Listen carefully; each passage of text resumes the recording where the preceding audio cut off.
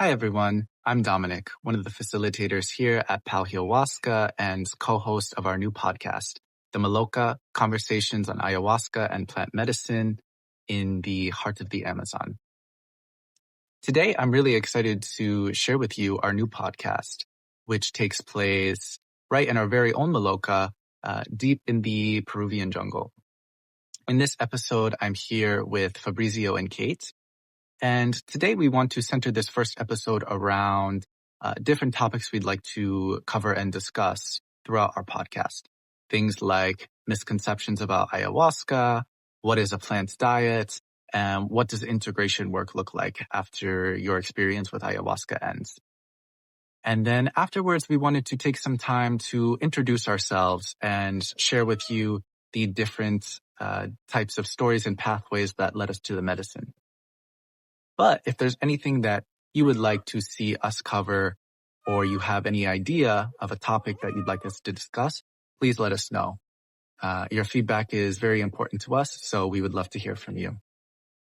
Thank you, and welcome to the Maloca, and I hope you enjoy.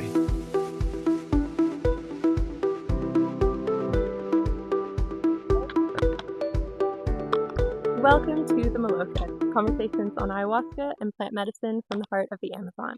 I'm Kate, here with Fabrizio and Dominic, and we're speaking to you from Paojilhuasca Medicine Center, just outside of Iquitos, Peru, in the heart of the Amazon.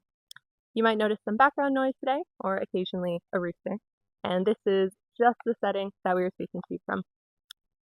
So today we want to talk a little bit about this podcast, why we're here, and let's get started. Hi, I'm Fabrizio, and the idea behind this podcast is to clean a little bit the space about this powerful medicine from the jungle, okay? At the moment, I feel the space there are so many wrong information, especially about this medicine that can cure you in one session, and the miracle of ayahuasca, the vision. Of course, these are the parts more exciting and that make the news, but it's not the truth, okay?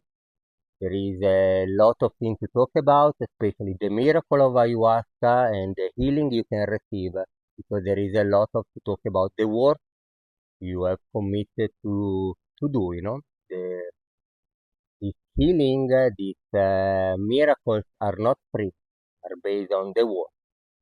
So I would like to talk about this in this podcast, about all the medicine we work with. So rapé, yopo, cambo,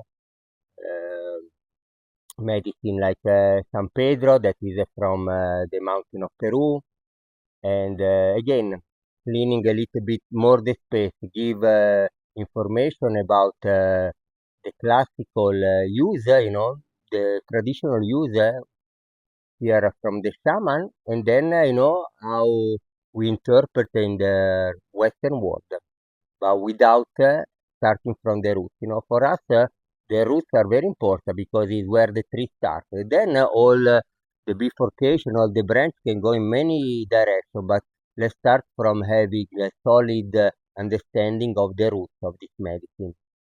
We are going to address as well a very important topic, that is the integration, because everybody talk about the big changing you have with ayahuasca, but nobody tell you that mostly you are gonna lose it in 3 months.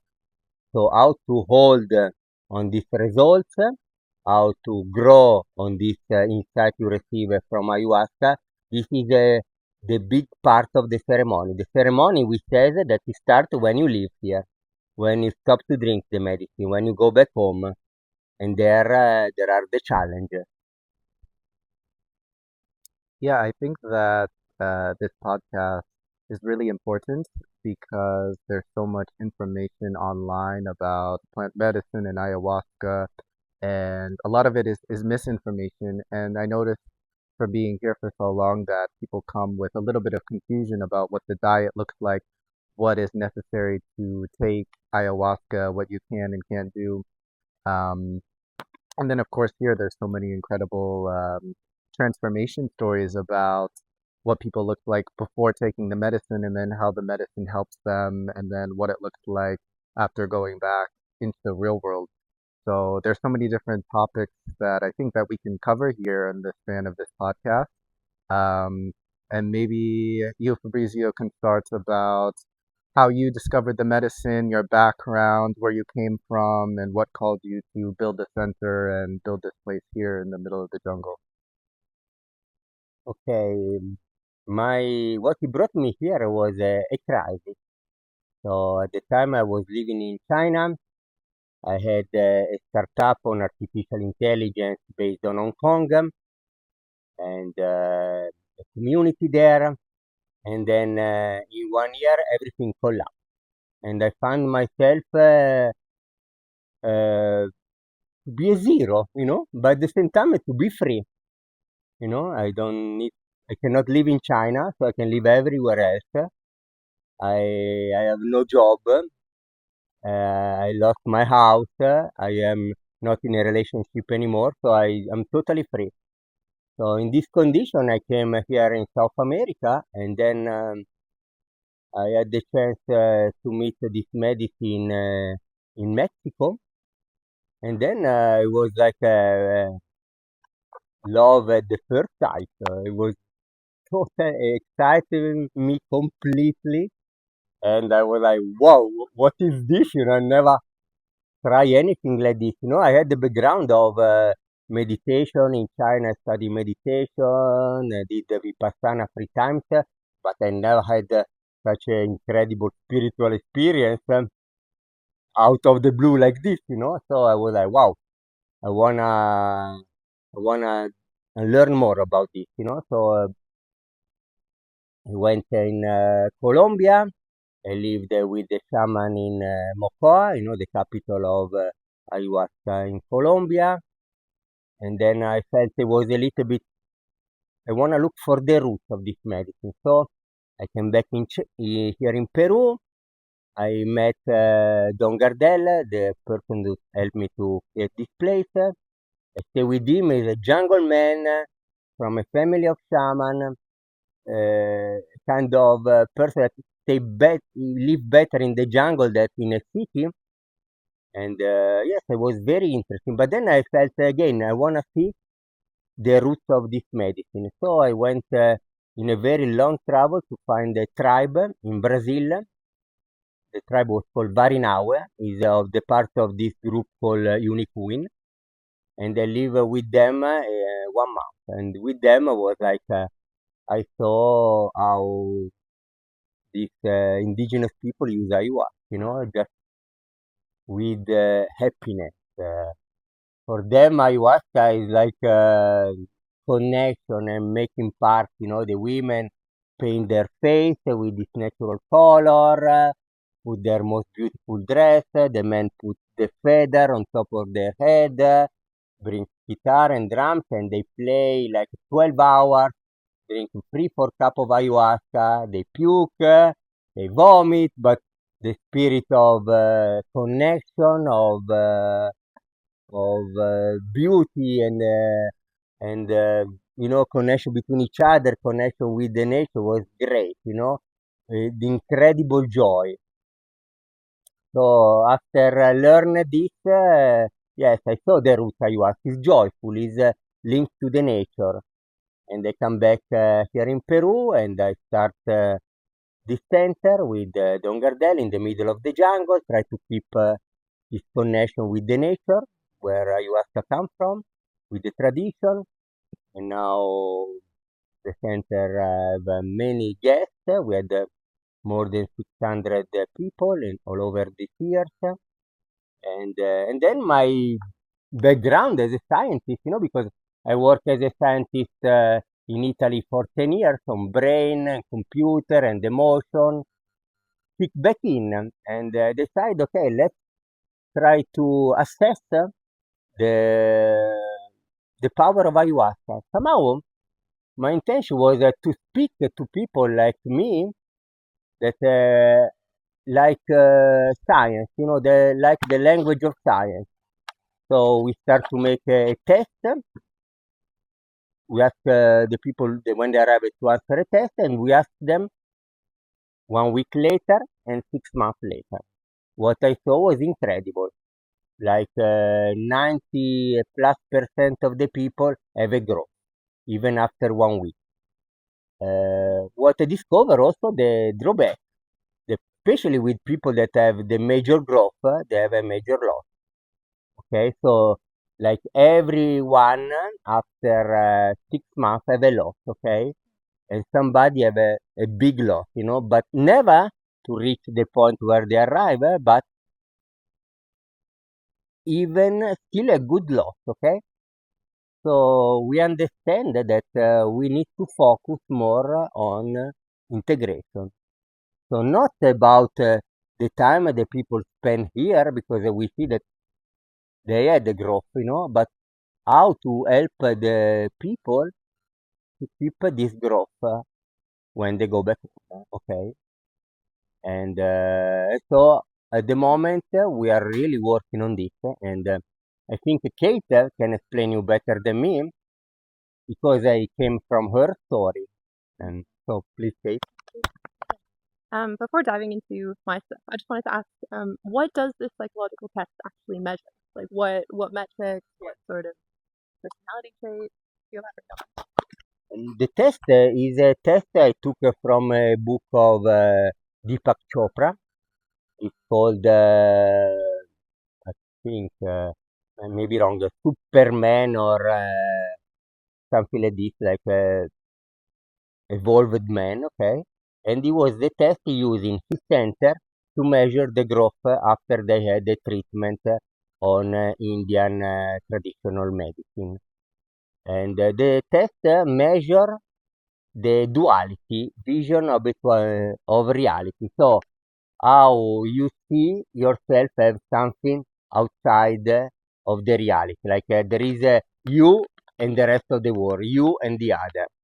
This test measure this separation, and measure in many factors in personal life, relationship with the other, relationship with your own self, relation with your own thinking, have like 4 factors. And yes, so because for me, what receive more from the ayahuasca that we are all connected. There is no really separation between me and the other people. We see in the ceremony, we have this telepathic connection with other people, with people that never met before, and we feel them, and we have the same vision maybe, and then we feel the connection during the ceremony with the nature that surround us. So for me, ayahuasca try to dissolve this barrier between our ego, and the outside world. So I felt that this test is a good measure for the ayahuasca work. Yeah, thank you so much. It's incredible to hear that 90+ % of people who come here have substantial growth before and by the time they leave. Yeah. And like you're saying, it kind of goes to show the importance of integration as well. Like when you have that growth directly after retreat, the question is, can you sustain that for 6 months? Could there even be further growth, or does everyone kind of, start to start to decline in that way after time? And so my journey that brought me here has been quite closely tied to integration and to the crazy things that go on here. My background is in biology, especially like ecology, evolution, and wildlife genetics. And I've always been very, very rational, very analytical. So my friends joke back home, I'm the last person they'd expect to ever end up here. Genuinely. So yeah, I had some experiences in like mild altered states before that kind of started to make me feel like, oh yeah, maybe there's a bit more going on here that we don't see, or maybe it's a little bit naive to say that there isn't something more, because like, do we really know that? But I'd never really considered myself a spiritual person or like anything like that. But yeah, when traveling South America with my partner, we ended up coming here for 2 weeks in 2024.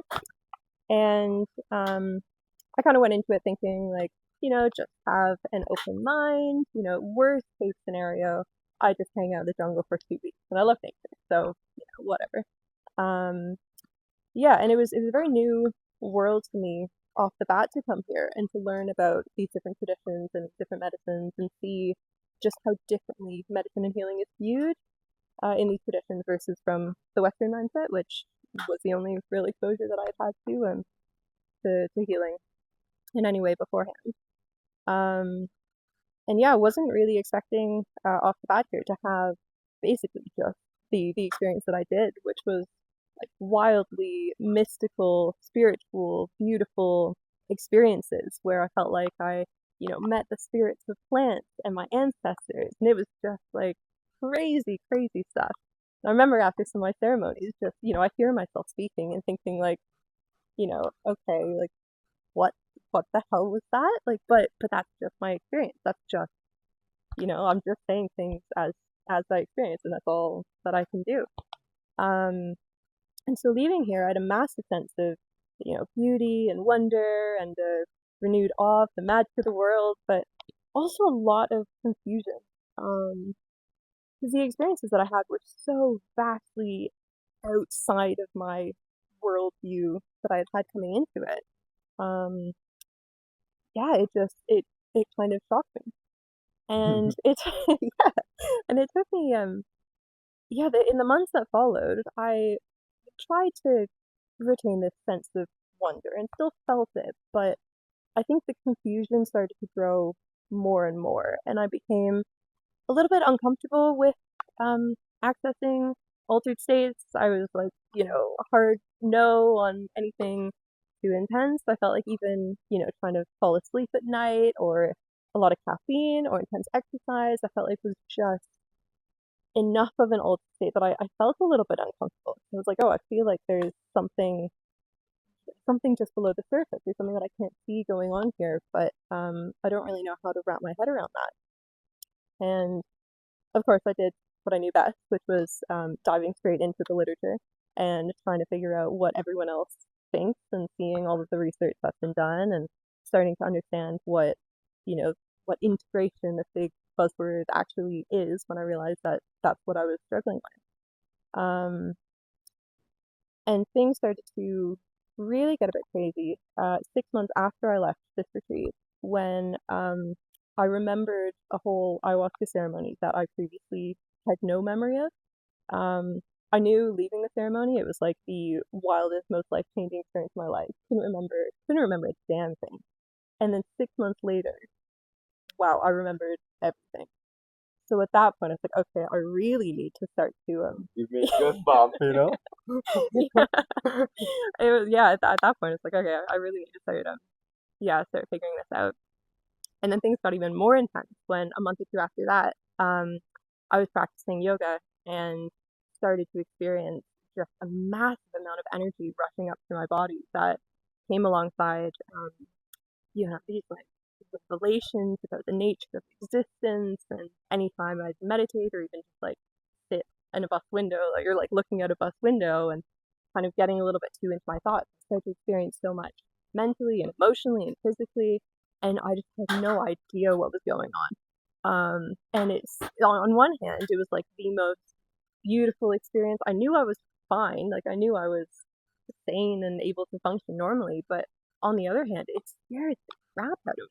Like, to not only have things in my head that I needed to integrate, but then starting to feel a lot as well, just way, way too much. And I realized that I can start. I had to actually start to approach this and start to work on it. Um, and what I found really useful at the time, because all of these experiences, even the ones without having touched ayahuasca in 8 months, were so tightly interwoven with my experiences here. I felt like, the states that I was getting into with yoga or meditation and ayahuasca, they were all just different paths towards the same thing. And the revelations and all of these things were just the exact same.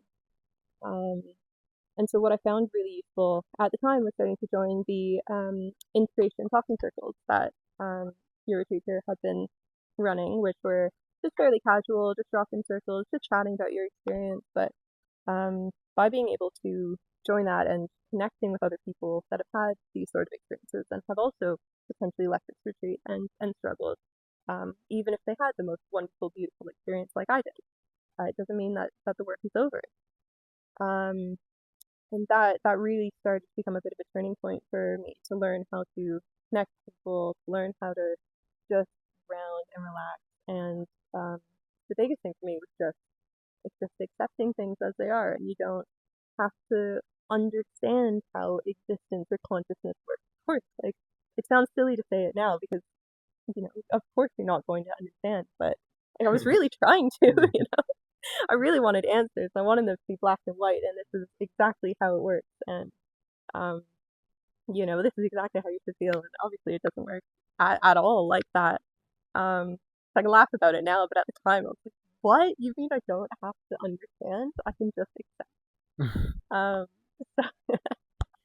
so, yeah. So by joining these circles, it helped me massively. And as time went on, I started to help run them, and then now I'm the one leading them, which has been really wonderful. So it's kind of come full circle in that respect. And yeah, be able to help other people through their experience. And it doesn't have to be anything too intense or anything too crazy, but just by chatting to people and letting them know that no matter what they're feeling, that's valid and that's fine.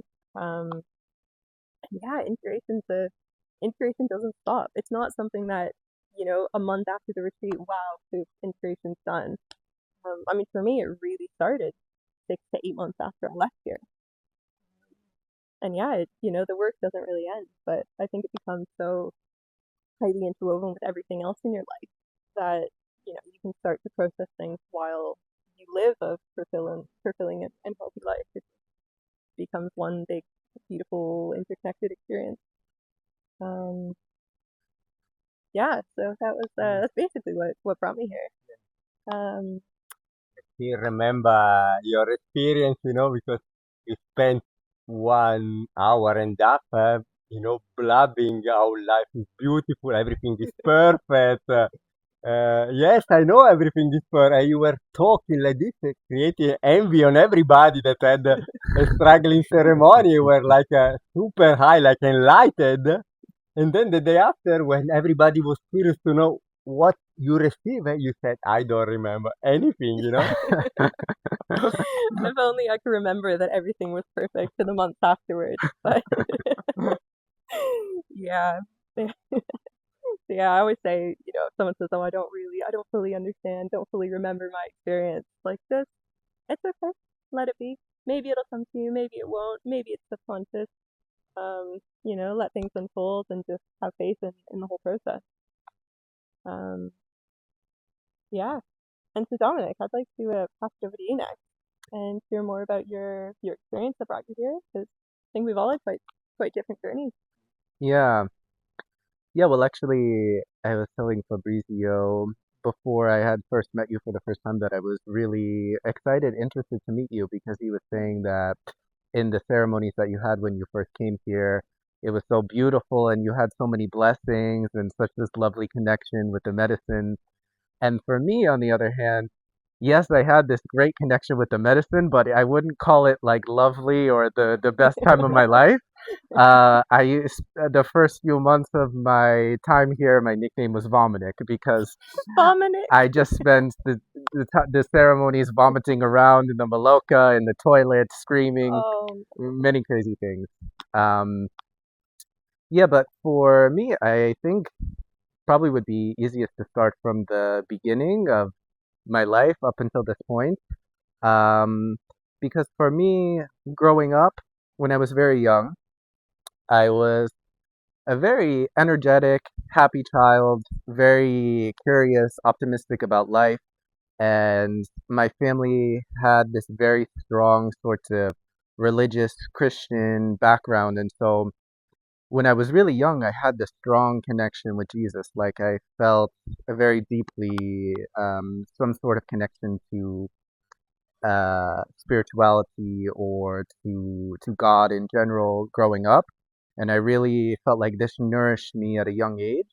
Um, but then when I entered the school system, things started to go the opposite direction for me in life. And it was, I was quite young, so I couldn't exactly tell you the exact moments or things that caused all of this shift. But I do remember when I was in about first grade, um, my parents were going through separation, divorce, and I would remember like just sitting in the kitchen watching them fight, and I would just sit there crying, crying, crying, um, feeling into the pain that they were going through, and also feeling this pain of my whole family actually at a really young age. And so by the time I was in first grade, suddenly I was really struggling with my weight.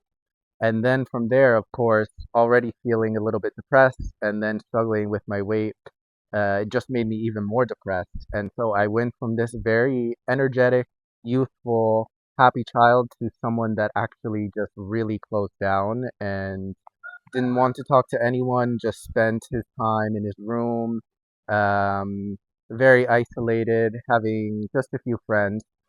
And from there, um, it continued like this for a while, and I remember wondering like, why is it when I eat mac and cheese or chips that I get fat, but then like all of the kids around me, they eat the same food as me and they're happy and playing sports and all of these things. Um, and so I just felt like from that point that I was very different and also misunderstood, and like life was just kind of this barrier for me to even get through at a really young age. And I felt like it was very unfair in a lot of ways because I was just a kid and I had so much more life left to live, and I didn't know what I was even going to do really. um and so, yeah, then growing up even a little bit more, then I started to struggle with my sexuality, feeling like I was gay, not knowing what to do with that, and then realizing that when I was gay and when I liked men, then I also still have this very religious Christian family that has this big problem with that. And so then it's just like one more problem on top of the other. So then I continued to close down even more and isolate myself even more. Um, and so that struggle continued basically all the way up until I graduated high school.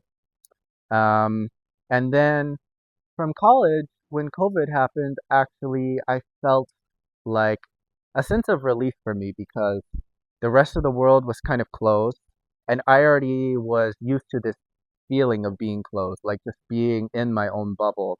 And so I felt like here now, instead of having to wake up every day and go to high school and feel miserable and see all the other people around me being happy and having friends and me having no friends, that actually, okay, now in this moment, I can start to do my studies online, even though I didn't have much motivation or know what I wanted to do in my life.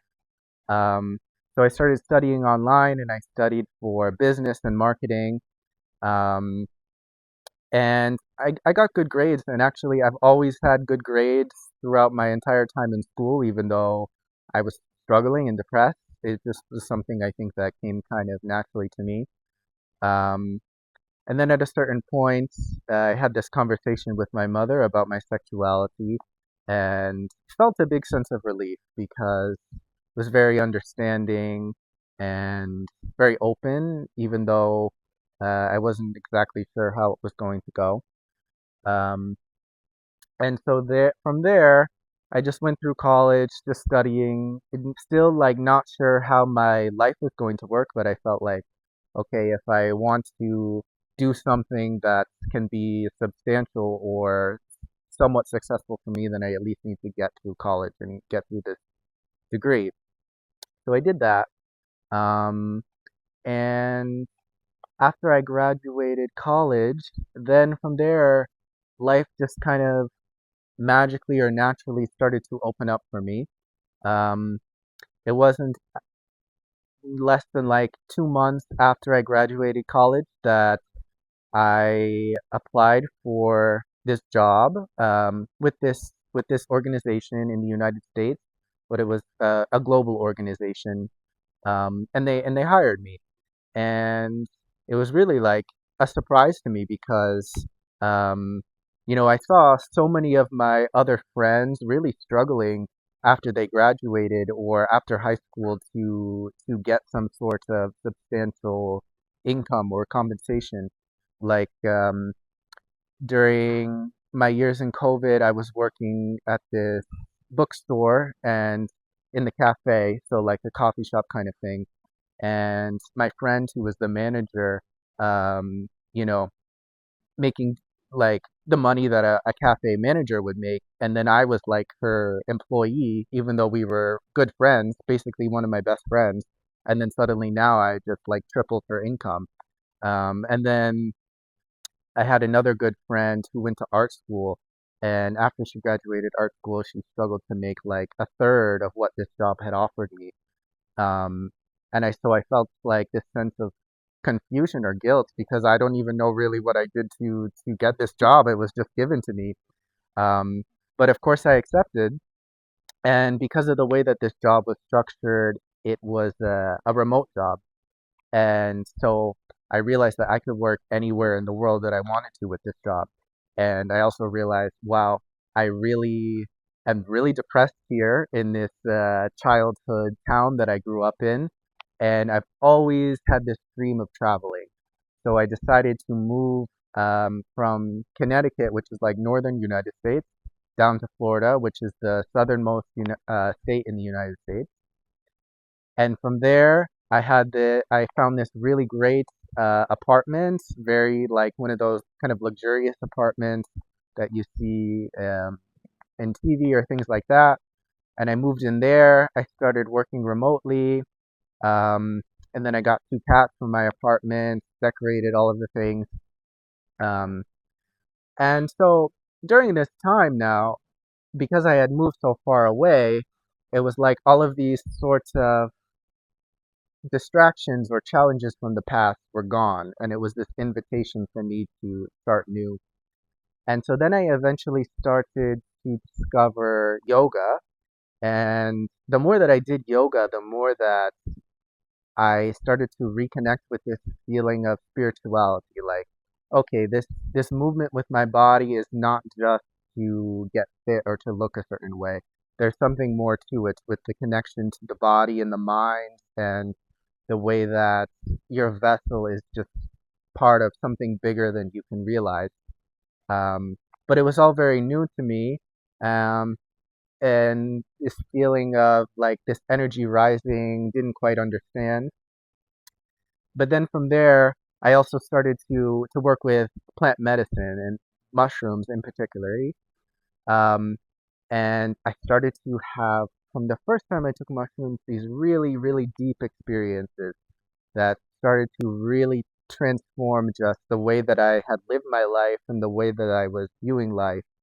Um, and I remember from my very early experiences with plant medicine, the mushrooms telling me really two strong messages very early on. One, which is that I really need to work with plant medicine. Like this is some sort of path or calling that I need to go further with.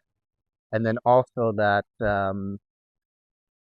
this message of like, mm, these experiences that you are having with these plant medicines or are going to have, not everyone is going to be able to connect in the way that you are going to be able to connect with it. Um, and it was kind of confusing. Like, was that really the medicine, or was this just like my ego trying to make this experience something more that I wanted it to be? Um, so then from there, it was interesting because at this point in my life, I noticed that my relationship with my parents was getting better. My relationship with my body and well being was getting better. I started to lose a ton of weight. I started to feel so much lighter, so much happier. But then simultaneously, while that was happening, my relationship with my job started to go really poorly.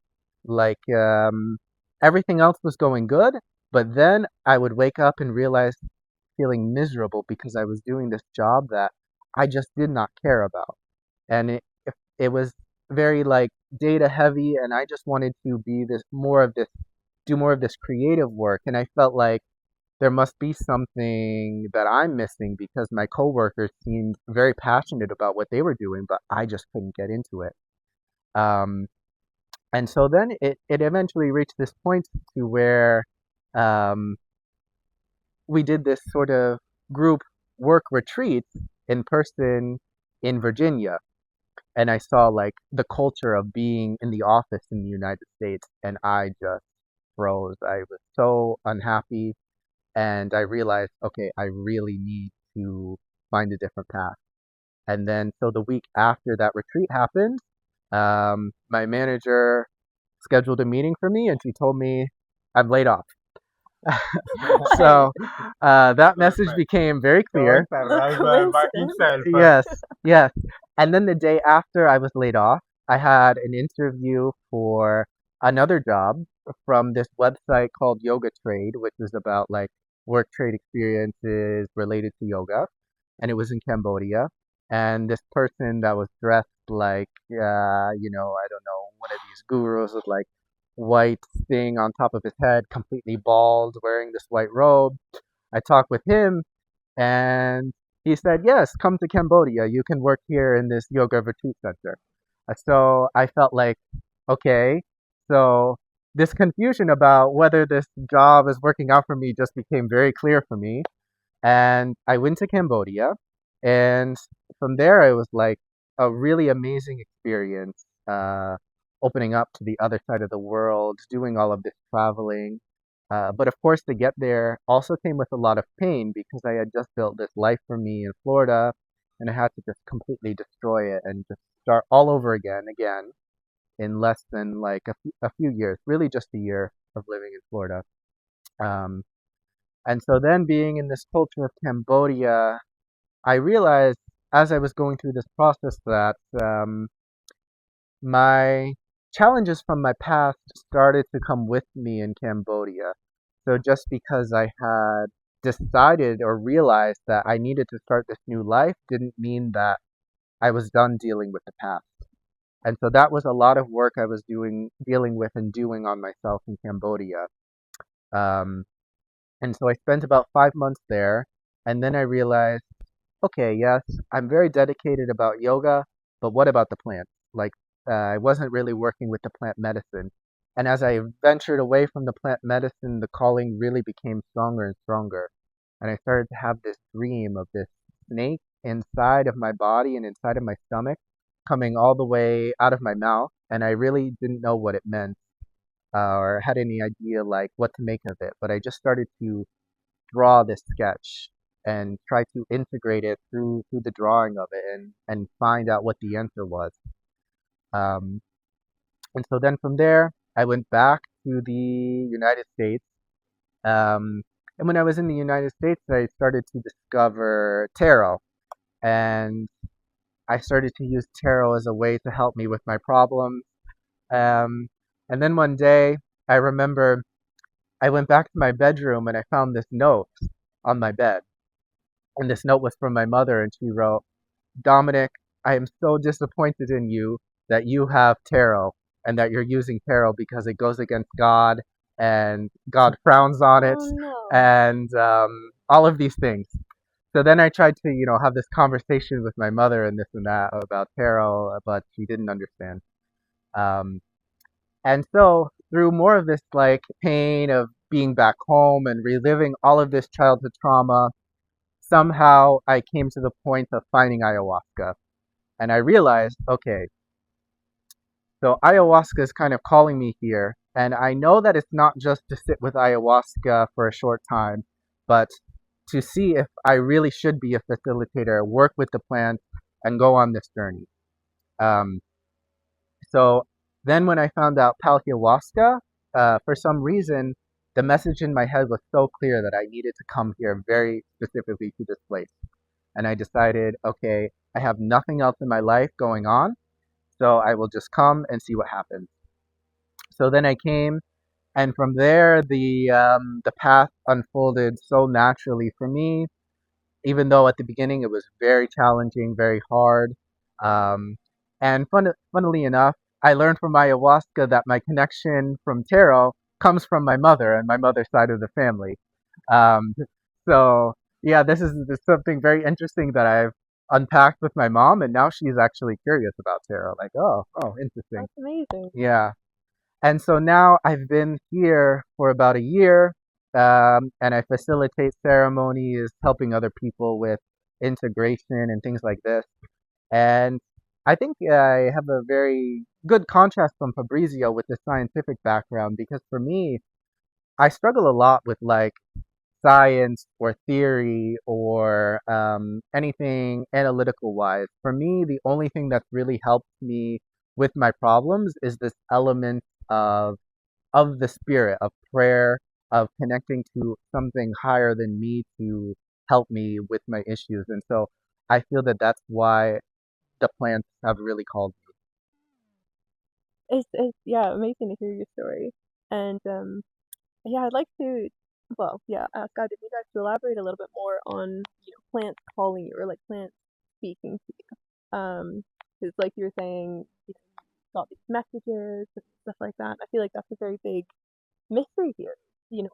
What is that? Is that me. you telling yourself that this is what's going on, or is it, are these real messages that you're getting? Mm. Yeah. For me, I would say that once you start to learn how to quiet down enough and go inward, that the messages can really start to come to you of like, okay, I'm at this point where I'm struggling in my life and I just have to fully surrender to this moment and ask for something, some sort of sign, some sort of inclination inside of me to guide me towards what I need to do. Um, but then there's this part of our overthinking mind or analytical mind or the ego that will try to block it or question like, is this really what you want? Is this really what you think? Or are you sure that that's the way to go? And so then this element of fear, I think, blocks a lot of people from trusting that voice inside of themselves.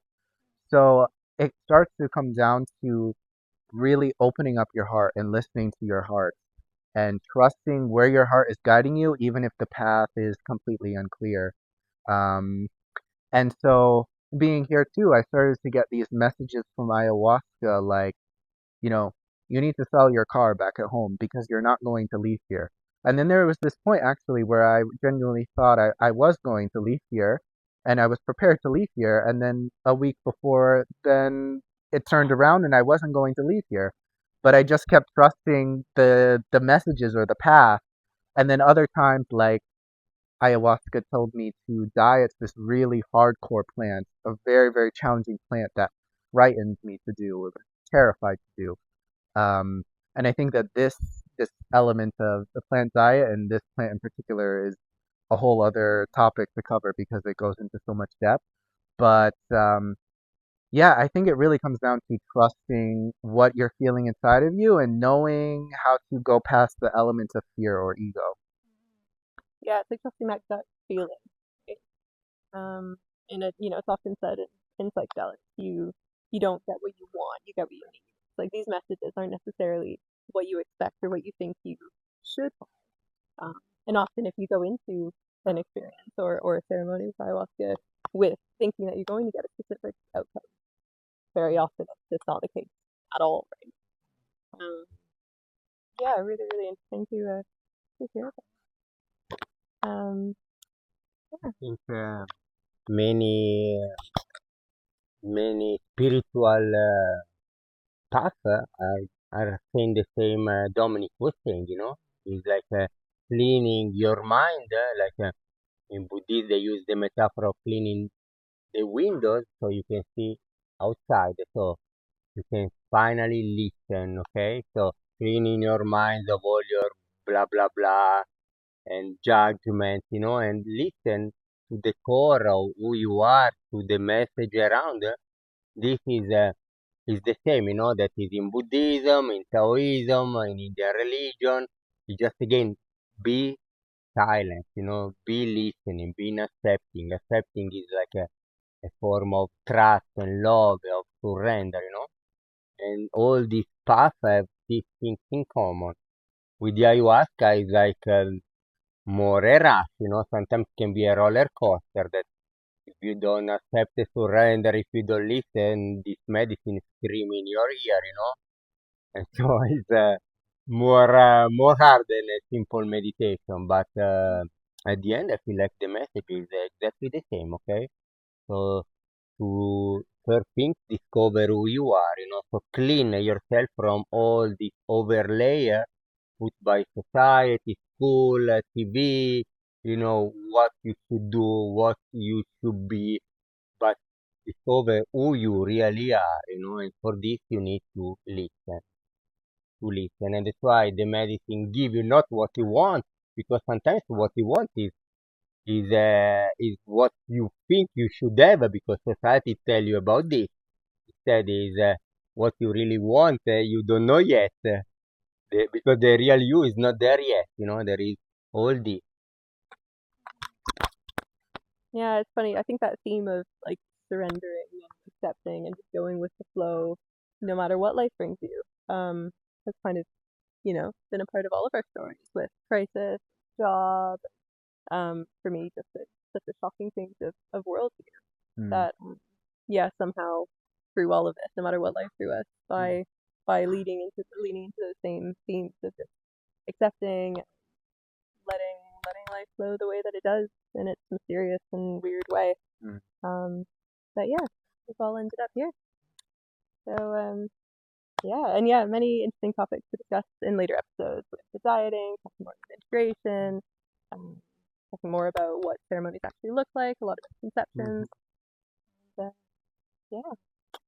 Yeah, thank you very much for joining us for this episode today. You have been listening to the Maloca. I'm Kate, here with Fabrizio and Dominic, and we look forward to seeing you again. Bye.